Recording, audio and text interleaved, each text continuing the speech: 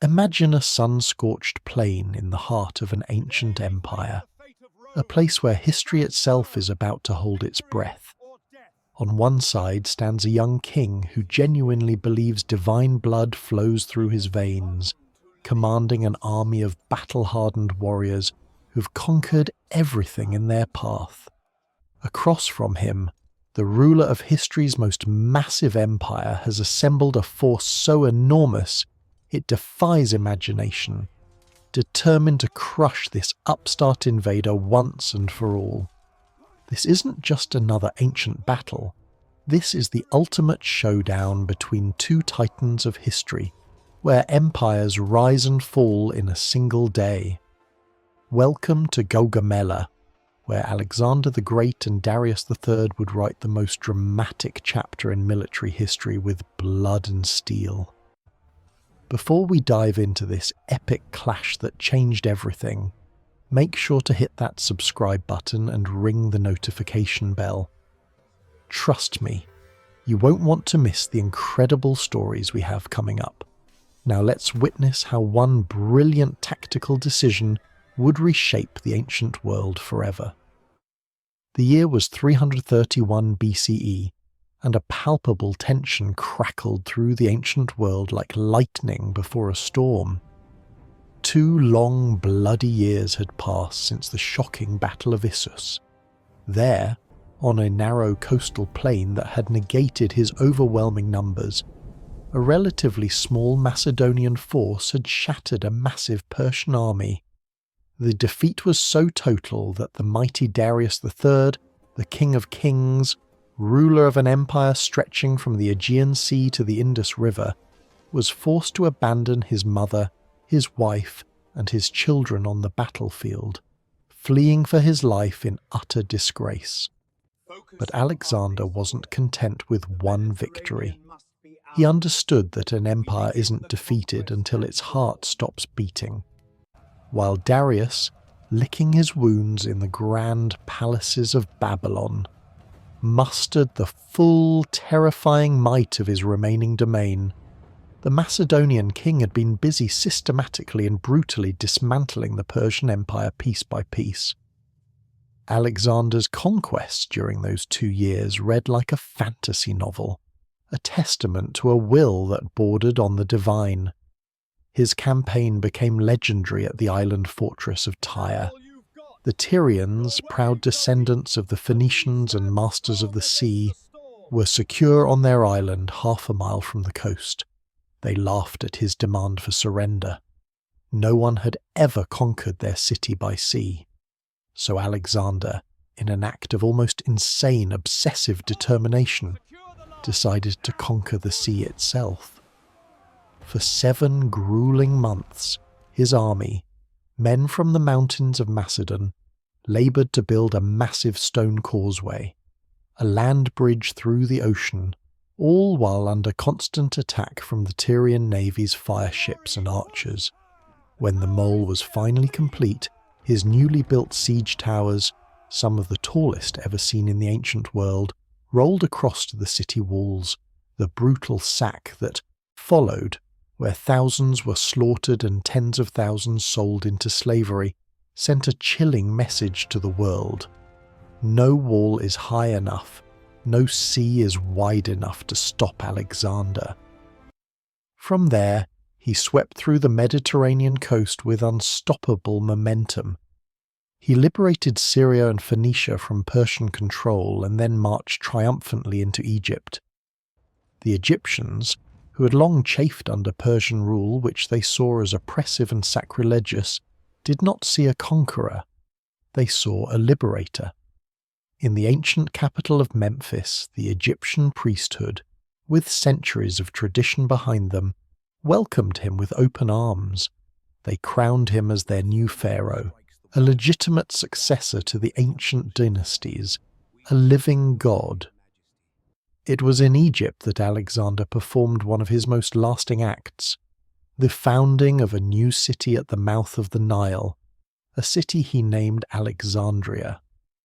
It was a masterstroke of strategic and cultural foresight, destined to become the intellectual and commercial capital of the Mediterranean world for 1,000 years. But for Alexander, earthly achievements were not enough. He embarked on a perilous journey deep into the unforgiving Libyan desert, to the remote oasis of Siwa, to consult the famed oracle of the god Ammon, whom the Greeks equated with Zeus. There, the chief priest reportedly greeted him not as a mortal, but as the son of Ammon, confirming what Alexander had long believed in his heart, that he was of divine blood, fulfilling a divine destiny. He was no longer just the king of Macedon. He was a pharaoh, a god on earth. Throughout this relentless campaign, Darius had tried diplomacy. From his new capital in Babylon, he watched Alexander's unstoppable advance with growing horror. The Persian king's peace offers were staggeringly generous. He offered Alexander everything west of the Euphrates River, essentially half his empire, including all of Asia Minor, Syria, and Egypt. He offered an astronomical ransom for his captured family, a fortune in gold and silver that would have made Alexander the richest man in the world. And he offered his own daughter's hand in marriage, a political alliance that would have secured a lasting peace. When Alexander's most trusted and experienced general, the old veteran Parmenion, heard these terms, he was stunned. Parmenion was a pragmatist, a man of Philip's generation who saw war in terms of achievable goals. He saw the offer as the ultimate victory, a prize far beyond what anyone could have dreamed of when they first crossed into Asia. He reportedly said with genuine amazement, "If I were Alexander, I would accept these offers immediately and end the war." Alexander's response has echoed through history for over 2 millennia, a perfect encapsulation of his limitless ambition. So would I, he replied, if I were Parmenion. This wasn't mere arrogance speaking, it was the voice of a man who saw the world differently. For Alexander, this campaign had transcended mere territorial conquest. He was not a king bargaining for provinces, he was a demigod claiming his birthright. He believed he was fulfilling a divine destiny to unite the known world under his rule. Half measures were not in his vocabulary. There would be no shared world. There would be only one king. When the news of Alexander's contemptuous rejection of his peace overtures reached Babylon, any hope Darius had for a diplomatic solution evaporated. The shame of Issus, the capture of his family, and now this final arrogant insult solidified his resolve. He finally and truly understood that negotiation was impossible. This was not a war for territory, it was a war for survival. This young Macedonian wouldn't stop until he held the entire Persian throne room in his grasp, until the Achaemenid dynasty, which had ruled for over 2 centuries, was extinguished forever. The great king, now fighting not just for his empire but for his life, his honour, and his legacy, spent the next 2 years orchestrating the most massive military mobilization in human history up to that point. A call went out to the furthest satrapies of his domain, from the shores of the Caspian Sea to the mountains of modern-day Afghanistan and the plains of India. This would not be another border skirmish to be decided by local governors. This would be a holy war led by the King of Kings himself to annihilate the Western invader. Darius chose his battlefield with the calculated precision of a master chess player who had learned the bitterest of lessons. He had been humiliated at Issus, where the narrow coastal terrain had compressed his massive army, negated the advantage of his overwhelming numbers, and prevented his powerful cavalry from manoeuvring effectively. He'd been outgeneraled by the landscape itself. He would not make that mistake again. This time, he would fight on ground of his own choosing. After consulting with his top commanders, he selected a vast, perfectly flat plain near the small village of Gaugamela, strategically close to his main supply base at Arbela, in what we now call Iraq. The ground was wide, open, and ideal for a massive army where numbers and cavalry superiority would be the decisive factors. But Darius didn't just choose the battlefield, he engineered it. Persian engineers and thousands of labourers spent months meticulously levelling every bump, clearing every shrub and removing every single stone or obstacle that might impede his most devastating weapons. They were creating a massive billiard table for war, a perfectly flat stage for the coming slaughter. The plain stretched endlessly in every direction, providing unlimited space for his overwhelming numbers to deploy in a massive, unbroken line several miles long, and for his cavalry, the pride of his army, to operate without restriction. He was not just preparing for a battle, he was designing a killing ground, tailored perfectly to the strengths of his army and the perceived weaknesses of his enemy. The army that assembled at Gaugamela was a breathtaking display of imperial power that spanned continents. Ancient historians, though sometimes prone to exaggeration, describe a force that may have numbered 250,000 warriors, drawn from dozens of nations across the known world. At its core stood the legendary 10,000 immortals, the Persian Empire's most elite heavy infantry, their armour glittering with gold, forming the king's personal guard. They were flanked by thousands of Greek mercenary hoplites, professional soldiers from Sparta, Athens and Thebes, who fought for Persian gold and were considered the only infantry in the world capable of standing up to the Macedonian phalanx in a direct shield-to-shield confrontation. But the true spectacle lay in the army's diversity. This was not a national army. It was an imperial host, a living museum of warfare. There were Bactrian horsemen from the steppes of Central Asia, heavily armoured lancers who formed the elite of his eastern cavalry, led by the treacherous satrap Bessus, a man whose ambition was as great as his loyalty was thin. There were Scythian archers, nomadic warriors renowned for their deadly accuracy on horseback, capable of firing in any direction while at a full gallop, a harassing force unlike any the Macedonians had ever faced.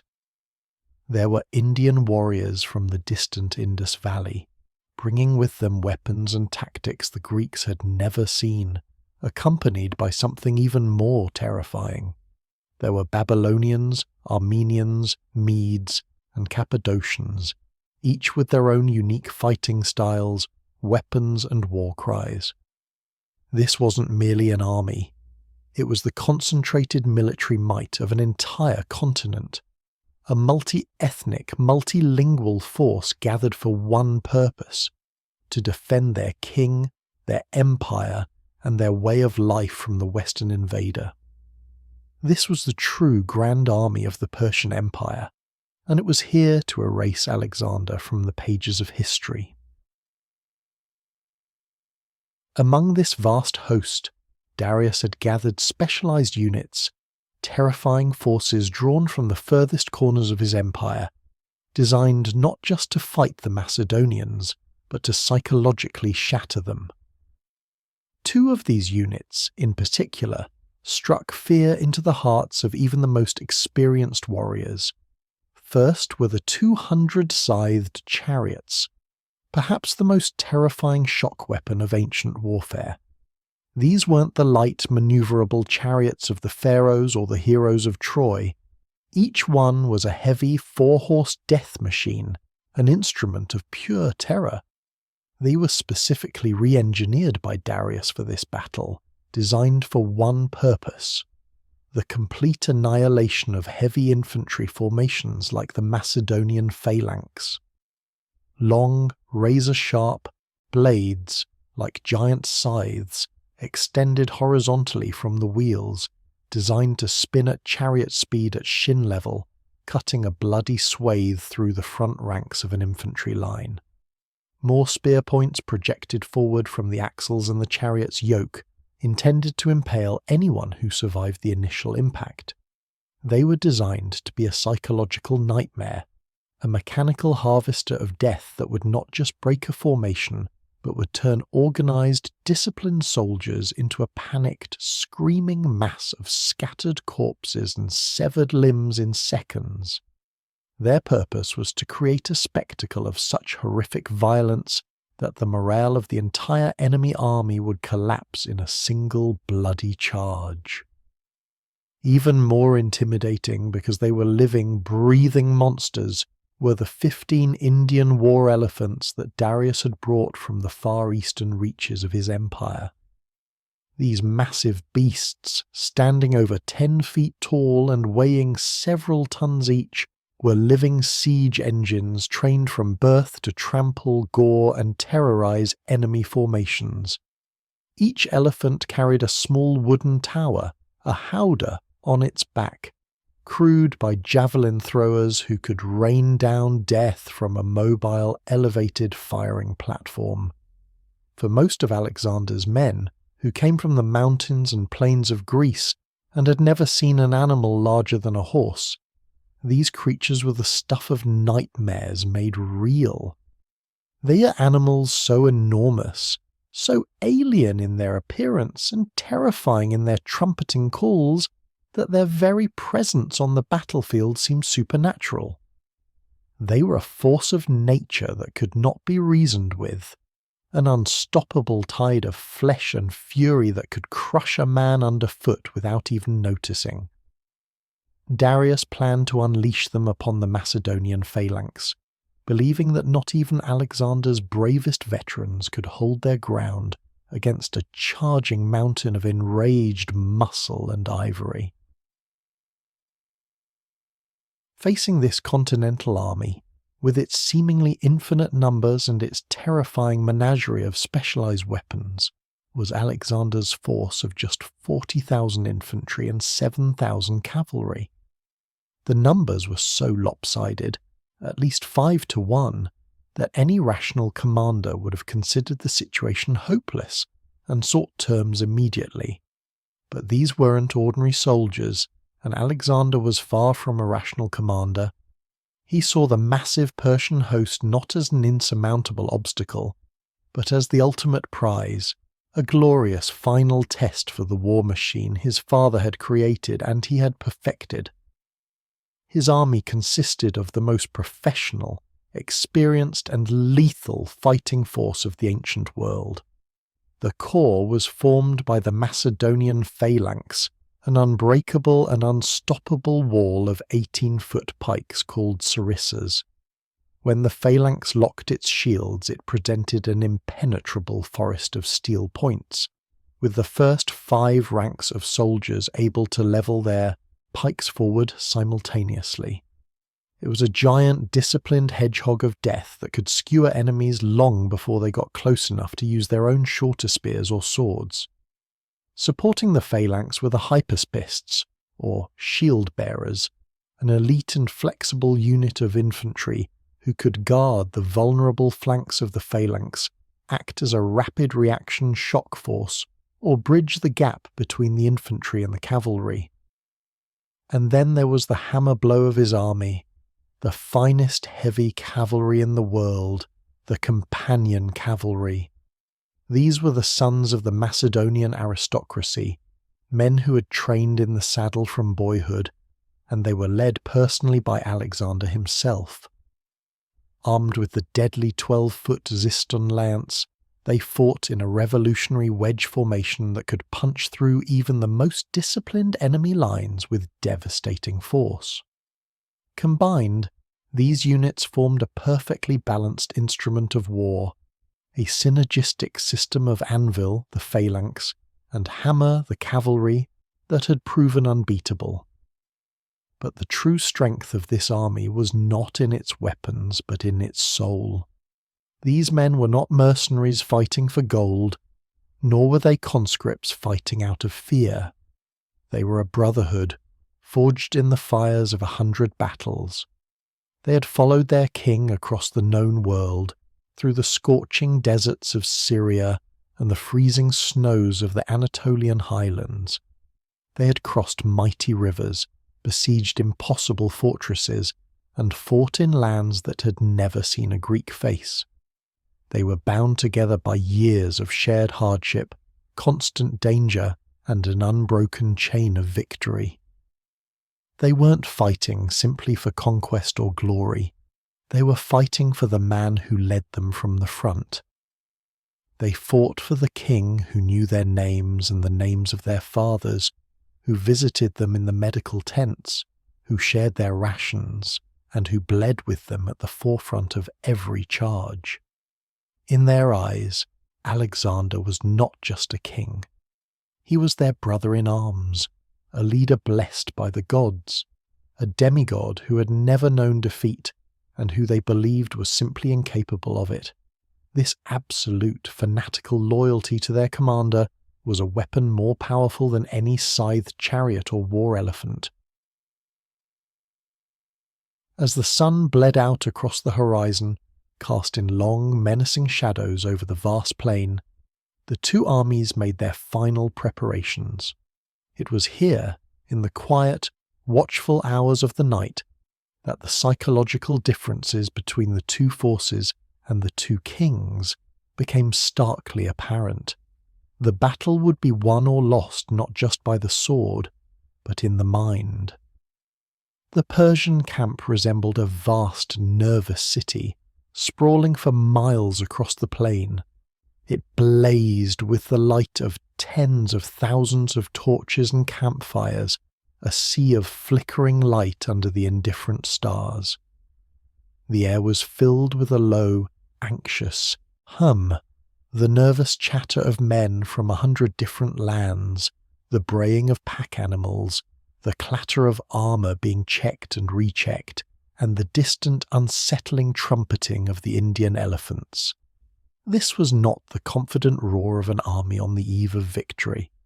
It was the anxious murmur of men preparing for what many believed would be their final battle, their thoughts on the terrifying, undefeated reputation of the man they would face at dawn. Darius, still haunted by the vivid, humiliating memories of Alexander's surprise tactics at Issus, was paralyzed by fear. He was terrified of the Macedonian king's reputation for lightning-fast maneuvers and audacious, unpredictable assaults. He could not bear the thought of his massive, perfectly arranged army being thrown into chaos by a surprise night attack, and so the King of Kings made a fateful, disastrous decision.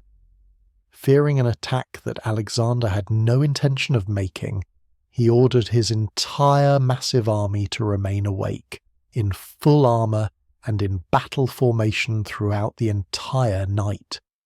Picture it, 250,000 men, standing in their ranks in the cold desert air, weapons in hand, their eyes straining in the darkness, starting at every shadow, waiting hour after agonizing hour for an attack that never came. As the night wore on, their readiness turned to anxiety, their anxiety to exhaustion. By the time the sun began to rise, the greatest army in the world was already half beaten, their physical energy drained and their mental edge completely dulled. The Macedonian camp presented a completely different scene. It was a small, disciplined island of quiet darkness in the vast plain. Alexander's veteran generals, led by the cautious and experienced Parmenion, saw the blazing lights of the Persian camp and understood immediately what Darius was doing. They saw a colossal opportunity. They went to Alexander's tent and begged him to authorize a surprise night assault. A chaotic attack under the cover of darkness, they argued, could throw the massive multilingual Persian force into a state of panic and confusion from which they might never recover. Alexander listened to their counsel and then, with the characteristic confidence that both inspired and terrified his men, he refused. "I will not steal my victory," he declared, a statement that would become legendary. He explained that a victory won in the confusion of darkness would be seen as a trick, a matter of luck, and would allow Darius to claim he was defeated by circumstance, not by superior skill. He would defeat this great army in the full, clear light of day, in a pitched battle where the world could bear witness to the superiority of his men and his generalship. There would be no excuses. Instead, he ordered his men to eat a full meal, to rest, and to get a proper night's sleep. And so, while the Persian king stood a nervous vigil over his increasingly exhausted and anxious troops, Alexander the Great, after completing his final plans, retired to his tent. The historians tell us that on the eve of the most important battle of his life, with the fate of the world in his hands, he slept so soundly and so deeply that his generals had to wake him in the morning. This wasn't mere bravado. It was a calculated act of supreme psychological warfare. The news of his calm, of his refusal to even consider a night attack, spread through his entire army like wildfire. It filled his men with an unshakable, almost supernatural belief. If their king could sleep so peacefully when facing such impossible odds, then the battle must already be won. We're just getting to the incredible tactical genius Alexander was about to unleash. But first, if you're enjoying this deep dive into one of history's most decisive battles, show some love by hitting that like button. It really helps us bring you more epic historical content like this. When dawn broke over the plains of Gaugamela, a refreshed and clear-headed Alexander gathered his commanders for what would become one of the most studied military briefings in history. Standing before them, he laid out a plan of such audacious complexity and tactical innovation that it must have seemed like madness. It was a symphony of deception and violence, a masterpiece designed to counter every single one of Darius's overwhelming advantages by turning the size of the Persian army into a weapon against itself. First, Alexander knew that a direct frontal assault would be suicide. His small army would be swallowed whole by the Persian numbers, a wave crashing harmlessly against a cliff. He had to refuse a conventional battle. Instead, he devised what military historians call an oblique advance. He would not march straight ahead. He would personally lead his elite right wing, the companion cavalry, the elite hypaspists and his best light infantry, forward at a sharp diagonal angle, moving not towards the Persian centre, but towards the far right edge of the battlefield. This strange sideways movement was a deliberate and calculated provocation with a dual purpose. It would appear to be a desperate, almost suicidal attempt to outflank the vast Persian left wing. This would force the Persian cavalry on that flank commanded by the satrap Bessus to respond. They would have to move out to meet him, to prevent him from getting around their line. This, Alexander calculated, would stretch the Persian battle line, disrupting its cohesion. More importantly, he hoped it would pull the cavalry away from its own infantry centre, creating what he was looking for, a momentary gap, a single point of weakness in the colossal Persian formation. He was using his most valuable troops as bait to lure the enemy into making a fatal mistake. But this aggressive sideways advance created an immense risk. As his right wing pushed forward, it would leave the rest of his army, particularly his vulnerable left flank commanded by the veteran Parmenion, dangerously exposed to being completely surrounded by the massive Persian army. To counter this very real threat, Alexander designed a revolutionary defence in depth. He arranged his forces in what was essentially a large, open-ended rectangle. His main phalanx formed the powerful front face, but behind them he positioned a second line of infantry at an angle, like the slanted walls of a fortress, ready to pivot and face any flanking attack from the Persian right. This reserve line was Alexander's insurance policy. If, as he expected, the Persian right-wing cavalry under Mazaeus tried to envelop his smaller force, this second line could refuse the flank, swinging back to form a new battle line and protect the army's rear. This revolutionary innovation could transform his army from a single line into a defensive box, a flexible fortress capable of fighting in multiple directions at once. It was an incredibly complex maneuver that required absolute trust between commander and soldiers, because it meant dividing his already outnumbered army even further, weakening his main line to protect his rear. Finally, Alexander had developed a specific and psychologically brilliant counter-strategy for Darius's terrifying scythed chariots. He understood that these weapons were designed to cause panic and break formations. Standing firm against them was suicide. Therefore, he ordered his frontline infantry to do the one thing that went against every soldier's instinct: not to hold, but to open. He had drilled his men to open gaps in their formation at the last possible second, creating channels for the chariots to pass harmlessly through. He told them to shout, to bang their spears on their shields, and to create a terrifying cacophony designed to spook the horses and funnel them into these mouse traps. Men positioned behind these gaps, the second rank of the phalanx and light infantry, were ordered to hurl javelins at the horses and drivers as they passed, neutralizing the threat from within the formation itself. This plan was a breathtaking gamble that relied on the incredible discipline and courage of every single soldier. It demanded that they stand their ground in the face of a wall of charging blades, to trust their training and their king's genius over their own instinct for survival. It was a testament to the absolute, unbreakable bond between these veterans and the commander they believed to be a god. With his strategy set, a final prayer offered to the gods of Macedon, Alexander mounted his famed charger, Bucephalus, and led his army onto the field of destiny.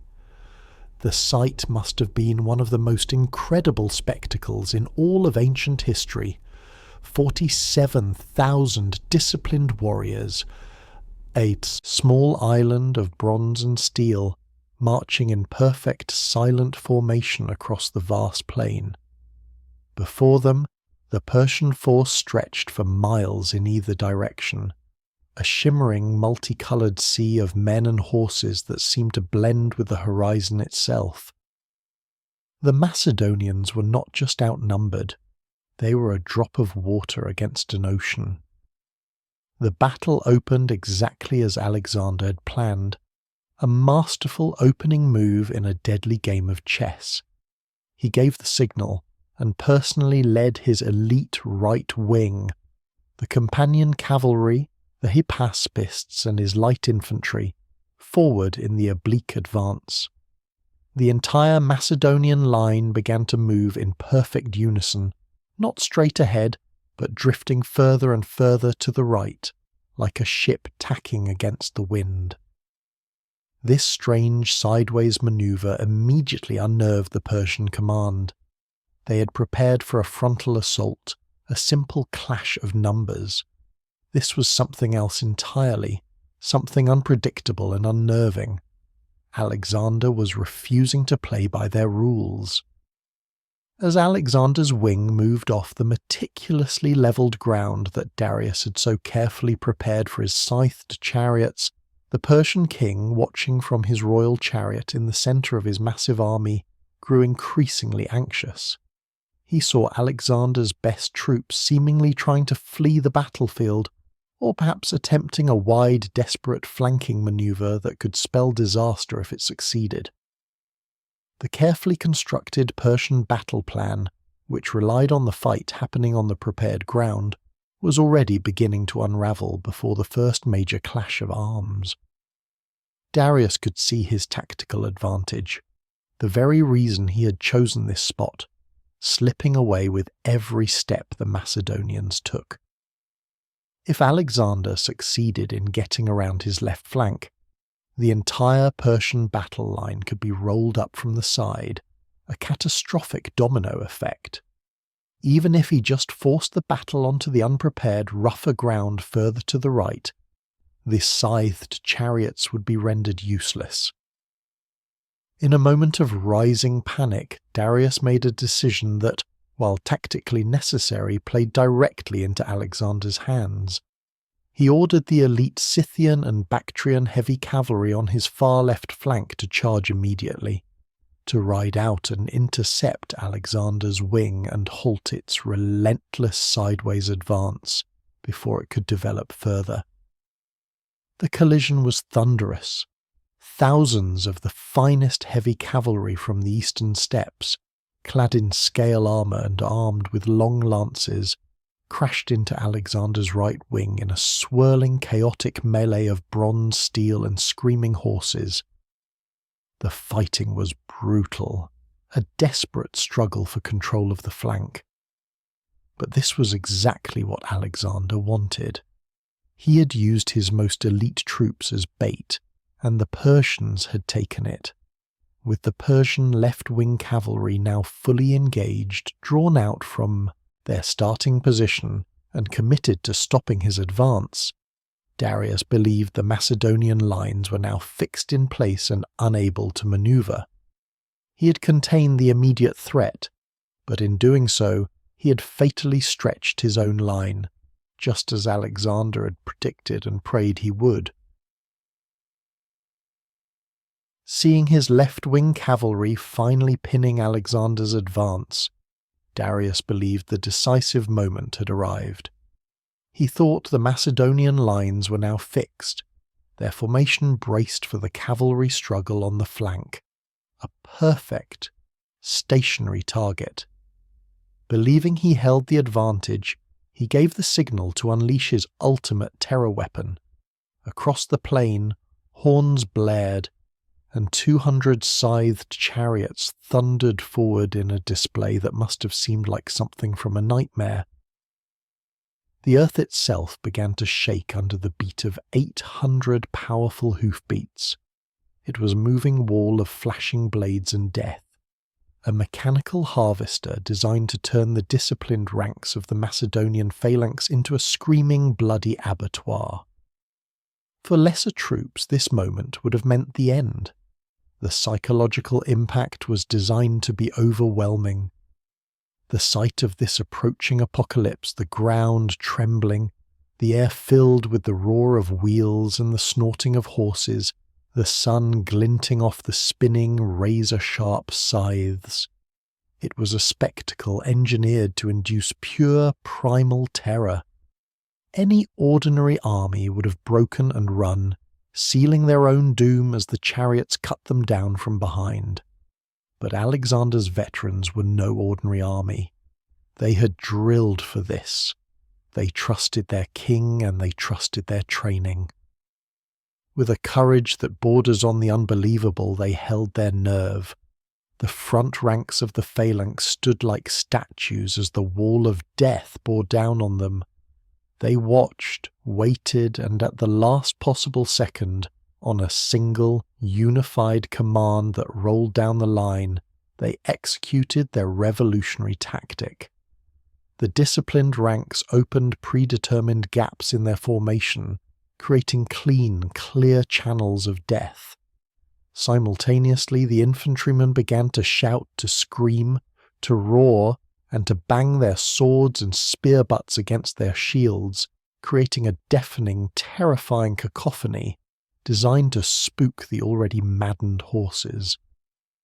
The tactic worked flawlessly, a triumph of discipline over terror.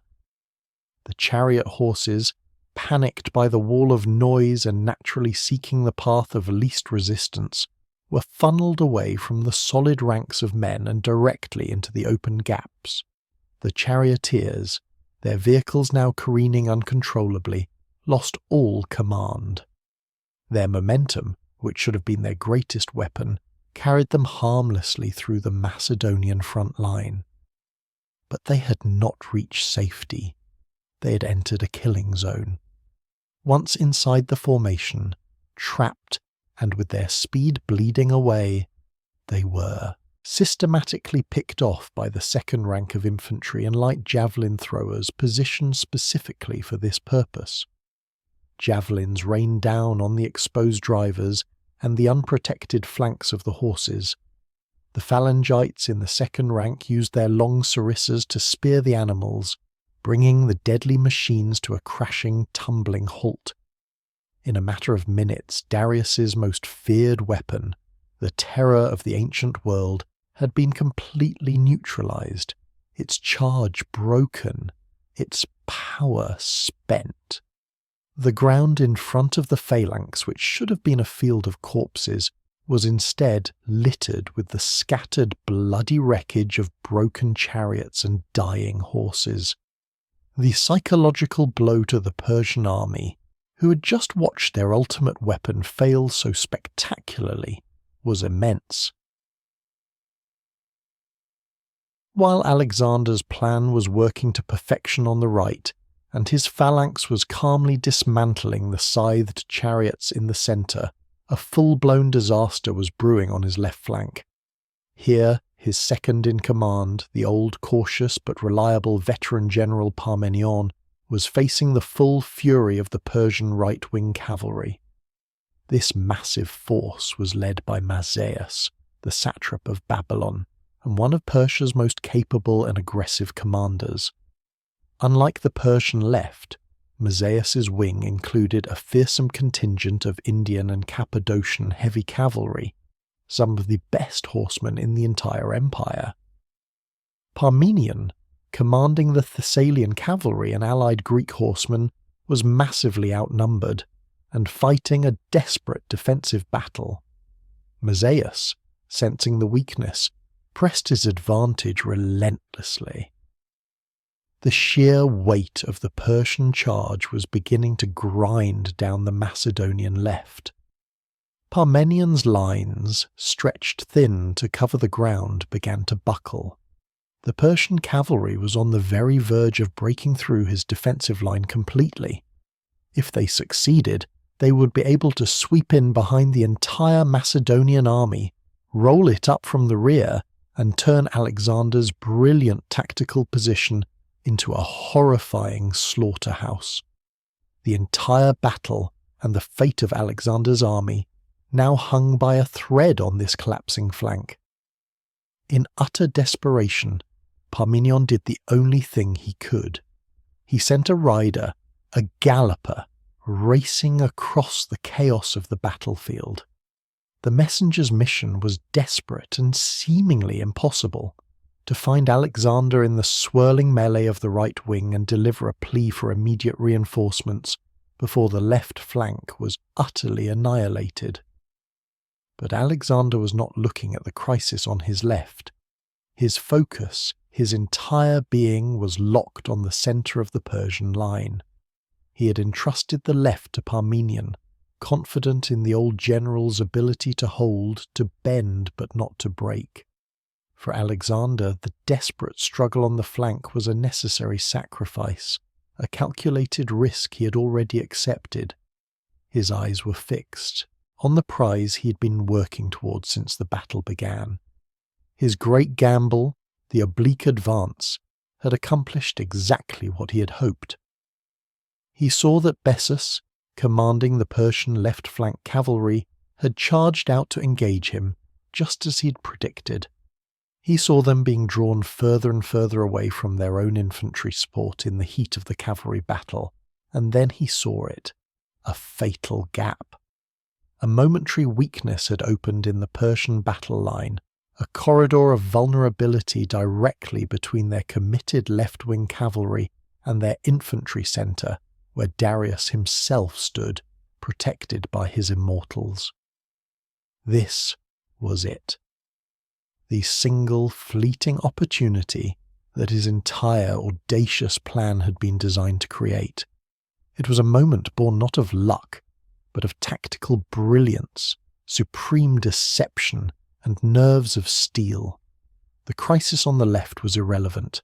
The universe had presented him with his opening, and he was about to seize it. Ignoring Parmenions' desperate pleas, Alexander knew that sending reinforcements to the left would be a fatal mistake. The only way to save his army was not to defend, but to attack, to cut the head off the serpent.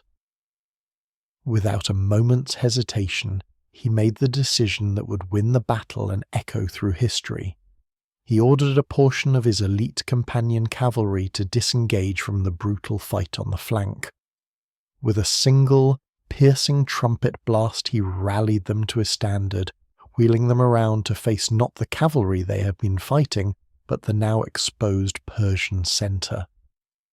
As his men responded with the flawless discipline born of 100 battles, he formed them into the iconic massive wedge formation, with himself, his royal squadron, at its very tip.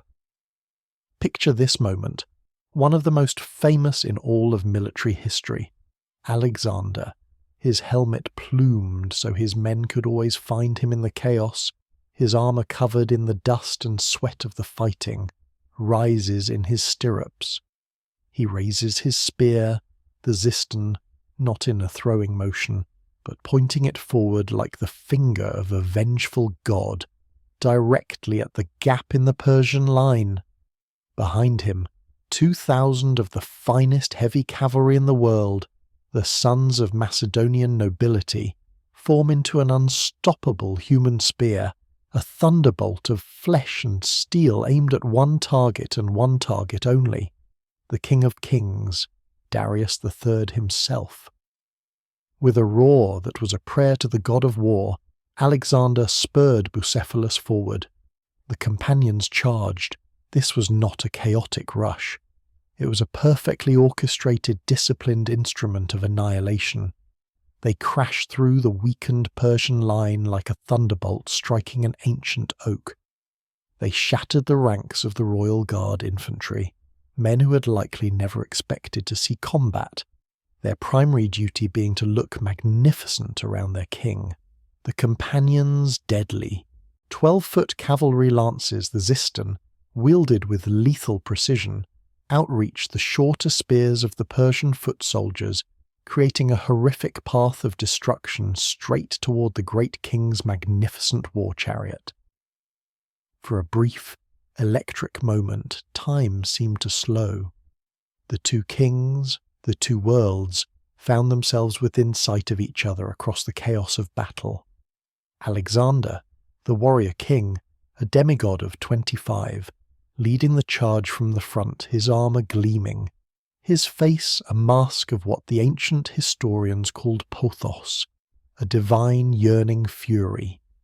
And there, Darius, the emperor of the world's greatest empire, a remote godlike figure on his ornate towering chariot, suddenly finding the whirlwind of pure primal violence at his very doorstep.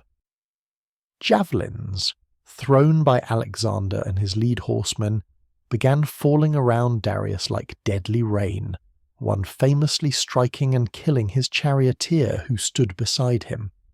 His personal guards, the immortals, the finest warriors in the Persian Empire, were being impaled and cut to pieces by the irresistible charge of the companions. And through the dust and the blood and the chaos he saw him, the sight of Alexander himself, this seemingly supernatural figure of unstoppable conquest, this force of nature, bearing down on him with what could only be described as murder in his eyes. For Darius, it was a vision from hell, and it shattered his nerve completely. Darius had experienced this exact terror once before, on the narrow plains of Issus. The memory of that humiliation, the sight of this same blonde-haired demon of war charging relentlessly towards him, was seared into his soul. As at that earlier battle, his courage, the courage of a king who commanded 1,000,000 men, evaporated in the face of this one, seemingly invincible adversary. Convinced that the battle was lost and that his own capture or death was imminent, he made a decision that would not only seal his fate, but would forever tarnish his name in the annals of history. He ordered his new charioteer to turn the massive war chariot around. He fled. He abandoned his army, his empire, and his honor on that dusty plain, thinking only of his own survival. The psychological impact of the king's flight was catastrophic and immediate. In ancient warfare, the king was more than just a commander. He was the divine center of the army, the living embodiment of the empire's power and right to rule. His presence was the glue that held the multi-ethnic, multilingual host together. When that center vanished, the entire structure disintegrated. The news spread through the Persian center and left wing like wildfire. It was a shout that passed from man to man in a dozen different languages, but with one universal soul-shattering meaning: Darayavaush, Vanta. Darius has fled. The king has fled. Darius has abandoned us.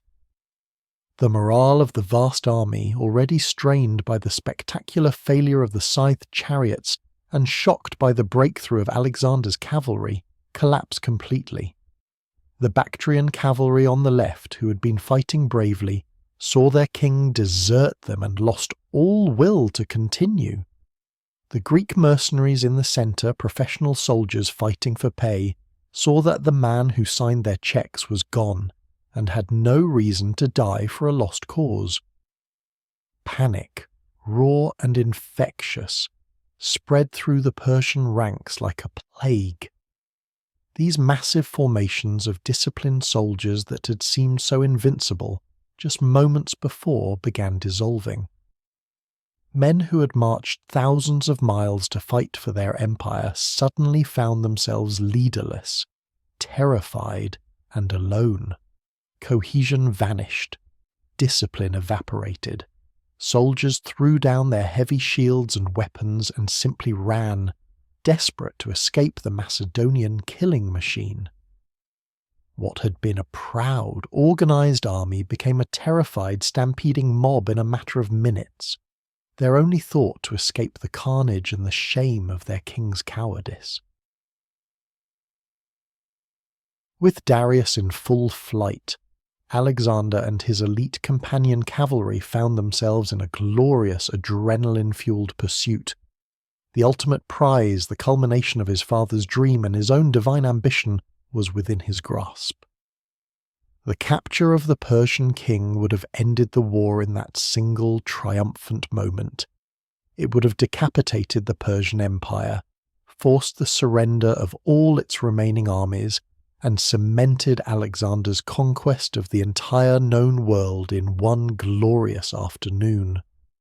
Every instinct, every fibre of his being screamed at him to continue the chase, to capture his rival and claim his destiny.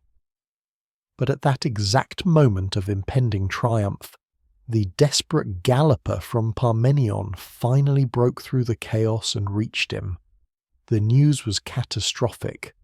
The Macedonian left flank was not just crumbling, it had been broken. The brilliant Persian commander Mazaeus had not only pushed back Parmenion's wing, but had shattered it. A large contingent of Persian and Indian cavalry had smashed through the Macedonian line and were now in the rear, rampaging through the Macedonian camp, looting the baggage train and threatening to surround and annihilate his entire army from behind. Parmenion's message was not a request. It was a scream for help. The army was on the verge of annihilation. Alexander, at the very pinnacle of his personal glory, was faced with a choice so terrible it would define his character for all of history. He could continue his glorious pursuit of Darius, a chase that would guarantee his personal fame for eternity, and bring the war to a swift conclusion. It was the path of the conqueror, the path of the demigod. Or he could abandon his prize, turn back from the very threshold of ultimate victory, and ride to the aid of his endangered men.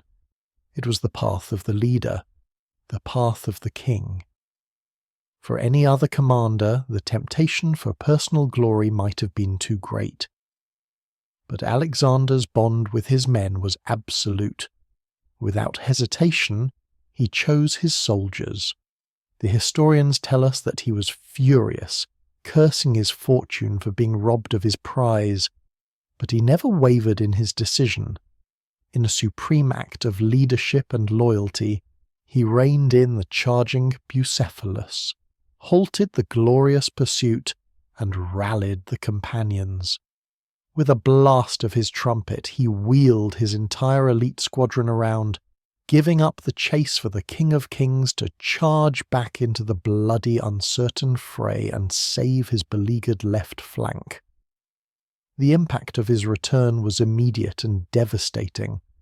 Alexander's elite cavalry, the most feared shock troops in the world, smashed into the rear of the triumphant Persian horsemen. Mazaeus's cavalrymen, who thought they had won the battle, were caught completely by surprise, disorganized and scattered as they were busy looting the Macedonian camp. They had been celebrating their victory, only to suddenly find the devil himself at their backs. Trapped between Alexander's furious charge and Parmenion's reforming vengeful lines, the victorious Persian right wing was itself broken, enveloped, and utterly routed. Alexander had not captured a king, but he had saved his kingdom. With Alexander's devastating countercharge shattering the Persian right and the Persian centre, and left already in full retreat following their king's flight, the rout became absolute. The Battle of Gaugamela was over. The great slaughter had just begun. There was no longer any organised resistance, only a terrified, panicked mob of hundreds of thousands of men fleeing for their lives. Alexander, having secured the field, now unleashed his entire army in a relentless, unforgiving pursuit. The Macedonians, particularly the swift Thessalian cavalry, hunted the fleeing enemy across the plain in a running battle that lasted for the rest of the day and deep into the night. The slaughter was horrific but complete. For miles the road to the Persian supply base at Arbela was choked with the bodies of men and horses. The river Lycus was said to have run red with blood as the Macedonians cut down the terrified Persians who were trying to cross. It was a brutal and a merciless end to the grandest army the world had ever seen. As the sun set on the bloody plain, the victorious Macedonians began to take stock of the spoils of war. The riches discovered in the abandoned Persian camp defied comprehension. These were not the belongings of a simple army. This was the travelling treasury of the wealthiest empire on earth. There were mountains of gold darics and silver talents, luxurious silk pavilions furnished with golden couches and tables, and chests filled with the personal belongings of the Persian nobility, and there, a testament to the totality of the victory, was Darius's personal war chariot, his royal cloak, and his magnificent ceremonial bow and shield, all abandoned in his desperate flight. The accumulated wealth of an empire lay scattered across the battlefield, now the prize of a small army from the mountains of Macedonia. The casualties tell the final, brutal story of the battle's decisiveness. The ancient historian Arrian, considered the most reliable source, reports that Alexander may have lost as few as 100 of his own men, with perhaps 1,000 horses killed in the brutal cavalry engagements. While this number seems impossibly low, it speaks to the perfection of his tactical execution. The Persian losses, by contrast, were apocalyptic. While the 250,000-man army was an exaggeration, tens of thousands, some ancient sources claim as many as 90,000, of Persian and allied soldiers lay dead on the plain of Gaugamela and along the routes of their flight. Darius had escaped, fleeing on a swift horse into the mountains of Media with his Bactrian cavalry and a handful of loyal guards. But he was now a king without an army, an emperor without an empire, a fugitive in his own land whose authority had been irrevocably shattered. The heart of his empire now lay open and defenceless before the conqueror. Darius's authority had evaporated with his second flight from the battlefield. He had become a king in name only, a fugitive hunted through the very empire he once ruled. His noblemen and satraps, who had once bowed before him, now saw him as a failure and an obstacle. Within months, as Alexander's relentless pursuit closed in, Darius would be betrayed by his own cousin, the treacherous satrap Bessus. The King of Kings was arrested, bound in golden chains and thrown into an ox cart. When Alexander's vanguard finally caught up to the conspirators, they stabbed their king and left him to die in the dust on the side of a remote desert track. It was a pitiful, dishonourable end for the ruler of the world's greatest empire. Alexander, upon finding the body of his great rival, was said to have been genuinely moved. He covered Darius's body with his own royal cloak, and in a gesture that showed both his respect for a fallen king and his claim as the legitimate successor, would later give his fallen rival a magnificent royal funeral in the tombs of his ancestors at Persepolis. The Battle of Gaugamela stands as one of the most complete and decisive victories in the entirety of military history. It was not just a defeat for Persia, it was an apocalypse. It was the final, irreversible blow that shattered the Achaemenid Persian Empire, the superpower that had dominated the known world for over 2 centuries, from the age of Cyrus the Great to this final bloody afternoon. There would be no more grand armies, no more final stands. The age of Persia was over. With the heart of the empire now defenceless, Alexander marched his weary but triumphant army south. He entered the legendary city of Babylon, the largest and wealthiest city in the world, not as a conqueror, but as a liberator. The populace, who had long chafed under Persian rule, threw open the gates, lining the streets and burning incense, hailing him as their new king. He paid respect to their ancient gods and confirmed the local governor in his post, demonstrating that he intended to rule not as a foreign tyrant, but as a legitimate successor. From there, he seized the vast imperial treasuries at Susa and Persepolis, capturing a fortune so immense it would fundamentally reshape the economy of the ancient world. He was now, without question, the undisputed king of Asia. The battle validated Alexander's revolutionary approach to warfare, cementing his reputation as the greatest military mind of his age. His innovative use of the oblique advance, the creation of a fatal gap in the enemy line, the concept of a defence in depth with a refused flank, and the disciplined counter to the scythed chariots would become the stuff of legend. His tactics at Gaugamela would be studied and revered by military commanders for thousands of years, influencing everyone from Roman generals like Scipio and Caesar to Frederick the Great and Napoleon Bonaparte. Gaugamela became the textbook example of how tactical genius and superior leadership could overcome seemingly impossible numerical odds. But Gaugamela accomplished far more than winning a war or proving a general's brilliance. It ended an entire historical era and gave violent birth to a new one. The victory threw open the floodgates for Hellenistic culture, the Greek language, its philosophy, its art and its science, to spread across the vast territories of the former Persian Empire.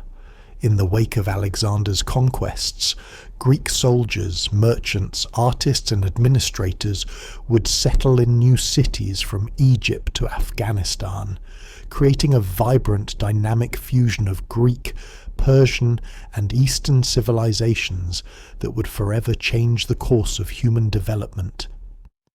The dust that settled on the plains of Gaugamela covered the remains of the old Persian world order and fertilized the ground for a new, more interconnected world. Alexander's vision of cultural unity spanning continents could now begin. Mathematics from Babylon, astronomy from Egypt, and philosophy from Athens would now flow freely and mingle in new centres of learning, like his great city of Alexandria. The rigid boundaries that had once divided east from west were shattered, and in their place, a new, cosmopolitan, Hellenistic world was born. The Battle of Gaugamela represents the ultimate triumph of tactical genius over raw numbers, of innovation over rigid tradition, and of inspired personal leadership over a detached and bureaucratic empire. It was the day a 25-year-old king from the small mountainous kingdom of Macedon, outnumbered at least 5-1, on a battlefield perfectly prepared for his own destruction, proved that history is not made by colossal armies, but by colossal minds. It was the moment he proved that destiny truly belongs to those bold enough to seize it. Alexander's decision to turn back and save his men rather than pursue the fleeing Darius for his own personal glory reveals the very essence of his character, the quality that made him not just a great conqueror, but arguably the greatest leader of men in all of history. That single, terrible choice, to sacrifice the ultimate prize for the sake of his soldiers, was the foundation of the unbreakable bond he shared with his army. His men would follow him to the ends of the earth, through scorching deserts and over the highest mountains in the world, because they knew, without a single doubt, that their king would bleed with them, that he would never abandon them for his own glory. This single battle, in a single bloody afternoon, changed the trajectory of human civilization. It shattered the old world order that had existed for centuries and opened the cultural exchanges between East and West that continue to influence our world today. It was a victory so total, so audacious, and so brilliantly executed that it elevated its architect from the realm of history into the realm of myth. On the dusty plains of Gaugamela, through an act of supreme courage and unparalleled military genius, it was the moment when Alexander truly earned his eternal title, Alexander the Great. What do you think about Alexander's terrible choice to abandon his pursuit of Darius to save his men? Was it the right decision, the act of a true leader, or was it a missed opportunity that needlessly prolonged the war and cost more lives in the long run? Let us know your verdict in the comments below, and if this epic tale of tactical brilliance and world-changing ambition captivated you, make sure to subscribe for more incredible stories from history's most dramatic moments. Hit that notification bell so you never miss our latest historical deep dives, and we'll see you in the next video where history comes alive.